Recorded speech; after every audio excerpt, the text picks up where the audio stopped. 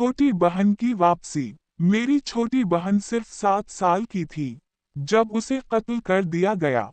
हमने उसकी लाश एक खाई में पड़ी हुई पाई।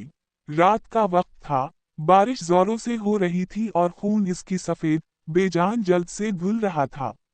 इसका गला काटा गया था। इसकी आंखें खली थी और वो आसमान को खाली नजरों से तक रही थी। पुलिस कातिल को कभी ना ढूंढ सकी। इसे हमारे घर के करीब कब्रिस्तान में दफन कर दिया गया। जनाजे के दिन मेरे वालिद ने मुझे सीने से लगा लिया। मेरी आंखों से आंसू थम नहीं रहे थे। मेरी माँ इतनी बीमार थी कि जनाजे में शरीक ना हो सकी। हम सब एक ही घर में रहते थे, माँ, बाप, खाला, मामू, 3 कजिन, मेरी बहन और मैं। जनाजे के कुछ दिन बाद मेरी बहन वापस आ गई। मैंने इसे रात को अपनी खिड़की के बाहर देखा, वो शीशे को नोच रही थी।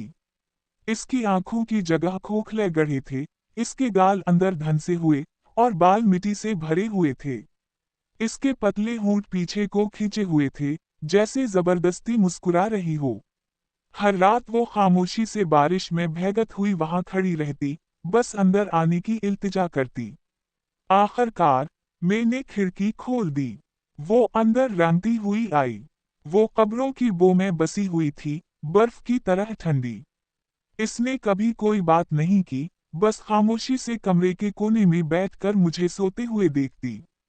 सुबह होती तो वो गायब हो चुकी होती, बस फर्श पर कीचड़ भरे कदमों के निशान रह जाते।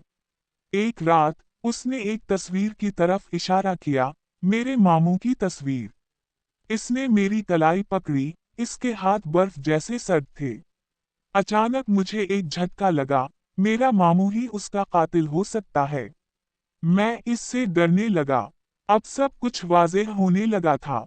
मेरी बहन बदला चाहती थी।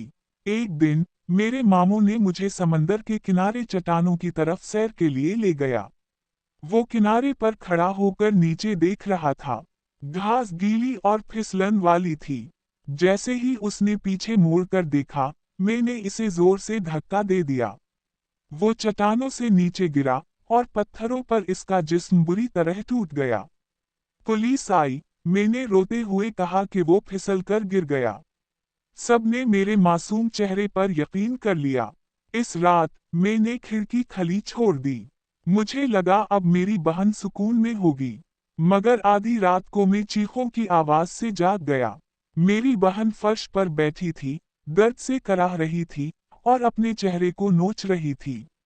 इसका चेहरा खून में लथपथ था, जल्द झड़ रही थी। तुमने क्या कर दिया? वो चीख चीख कर यही कहती रही। मैं खौफ से पत्थर का हो गया। फिर मेरी आंखें बंद हो गईं। जब मैं जागा, वो जा चुकी थी। मुझे तब तक एहसास नहीं हुआ कि मैंने किया भयानक गलती की। जब हम मामू के जनाजे के लिए कब्रिस्तान गए, इन्होंने मेरे मामू को उसी कब्र में दफन किया जिसमें मेरी बहन दफन थी। मेरी बहन फिर कभी वापस नहीं आई।